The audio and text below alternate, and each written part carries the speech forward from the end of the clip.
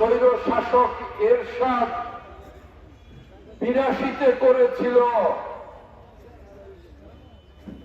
আর 87-তে যখন এরশাদের সাথে আওয়ামী লীগ সংসদে গিয়েছিল তখন এটাকে আইনে পরিণত করেছিল। এখন আর আকিয়া বন অধ্যাদেশ 82 নেই, 87-র আকিয়া আইনেতে পরিণত হয়েছে। আকিয়া বন আইন 87 হয়েছে। এই আইনের বিরুদ্ধে আমরা বারবার আন্দোলন করেছি। এইখানে এই আইন বাতিলের জন্য অনেকে বড় মুখ করে ভোট চেয়েছে। আমার সখীপুরবাসী তাদেরকে বিশ্বাস করে ভোট দিয়েছে। এই আইনের কালো পৃষ্ঠা আইনের পাতা থেকে ছিঁড়ে ফেলবে এইরকম তেলেসপাতি বক্তৃতাও করেছে সখীপুরে এসে। ওই তেলেসপাতি বক্তৃতায় আমার সখীপুরের সাধারণ মানুষ বিশ্বাস করে তাদেরকে ভোট দিয়েছে। আমরা সেই কালো আইনের পাতা ছিঁড়তেও দেখিনি, সেই কালো আইন বাতিলও দেখিনি।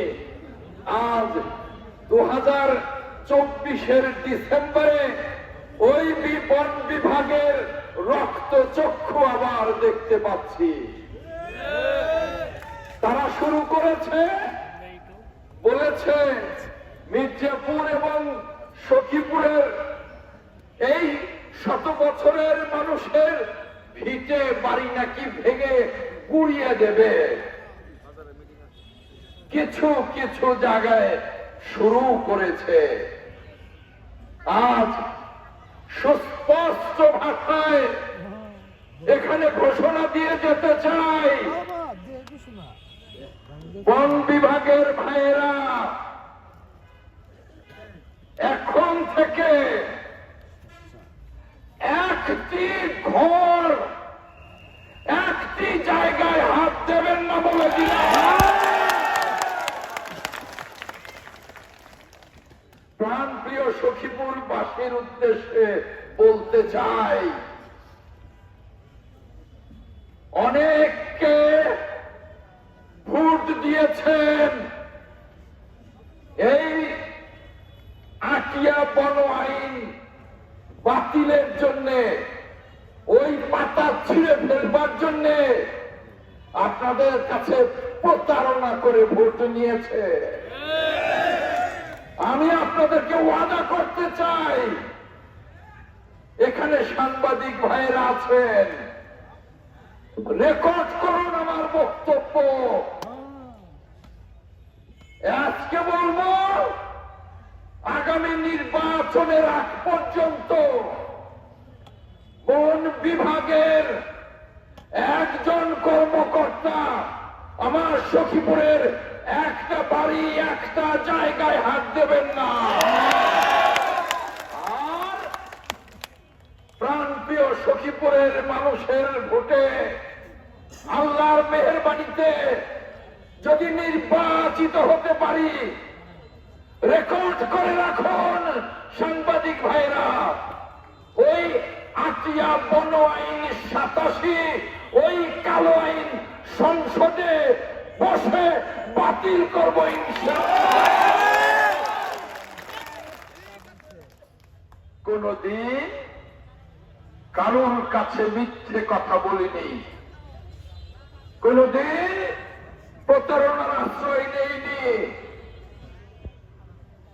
এই 35 বছরে এই আইনের বিরুদ্ধে যতগুলি আন্দোলন হয়েছে, প্রত্যেকটা আপোষ করি নাই।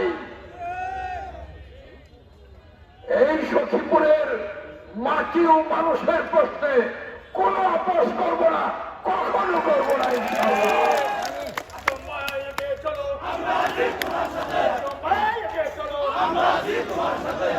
এই সখীপুরের প্রত্যেকটা ইউনিয়নে যাব, প্রত্যেকটা ইউনিয়নে জনসভা করব, প্রত্যেকটা ইউনিয়নে আমার সাংবাদিক ভাইয়েরা আমার সাথে যাবেন, আমার বক্তব্য রেকর্ড করবেন, কথার নড়চড় হবে না।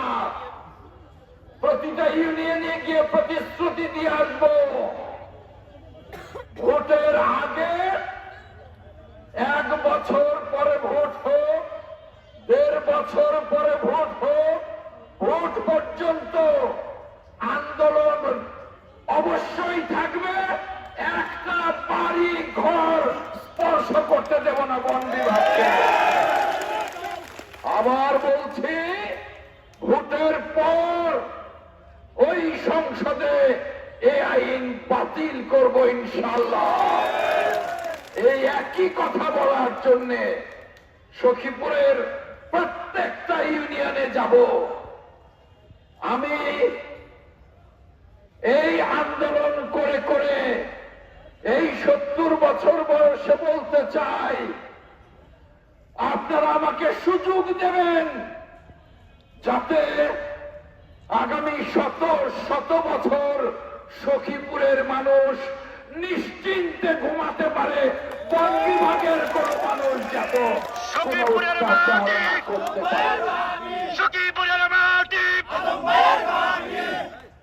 যে আইন হয়েছে ওটা একটা কালো আইন। যাদের বাড়িঘর উচ্ছেদ করতে চায় তারা আজ নয়, কাল নয়, 100 বছর যাবৎ এখানে বসবাস করে, তাই না? তাহলে আমাদের 100 বছরের বসত ভিটা থেকে আমাদের উচ্ছেদ করবেন, কোথায় যাব?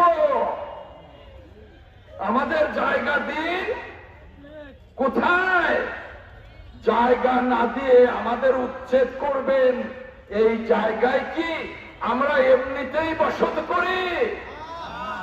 কারোর বাবার আমল, কারোর দাদার আমল থেকে আমরা এখানে বসত করি ঘর বাড়ি করে, তাই না? আমাকে অনেকে বলেছে অনেক দিনের পুরনো ঘর মেরামত করতে হয়। ঘর তো পুরনো হলে মেরামত করতেই হয়, হয় না? সেই মেরামত করতে গেলে বন বিভাগের লোকজন বাধা দেয়। তাদেরকে টাকা দেন, ঘুষ দেন, মেরামত করতে দেবে। টাকা দেবেন না, ঘুষ দেবেন না, মেরামত করতে দেবে না। আমি স্পষ্ট ভাবে বন বিভাগের লোকদের বলতে চাই, শুনে রাখুন। টাঙ্গাইলের ডিএফও সাহেবকে বলতে চাই, শুনে রাখুন। যাদের ঘর পুরনো হয়েছে, যাদের মেরামতের দরকার, মেরামত করবে, কাছেও যাবেন না ঘুষের জন্য। বলে দিলাম, যদি কেউ যায় আমাকে টেলিফোন করবেন। প্রত্যেকে আমার নাম্বার নিয়ে নিন, 0188392459 রেকর্ড করে নিন। 0188392459 টেলিফোন পাওয়ার সঙ্গে সঙ্গে আমি তার কাছে ছুটে যাব।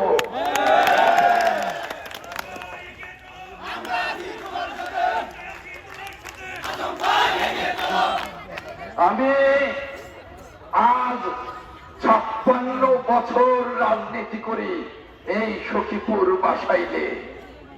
এই সখীপুরের মানুষকে যদি তাদের বসত ভিটার নিরাপদ জায়গায় না দিতে পারলাম, সমস্ত রাজনীতিই তো ব্যর্থ হয়ে যাবে।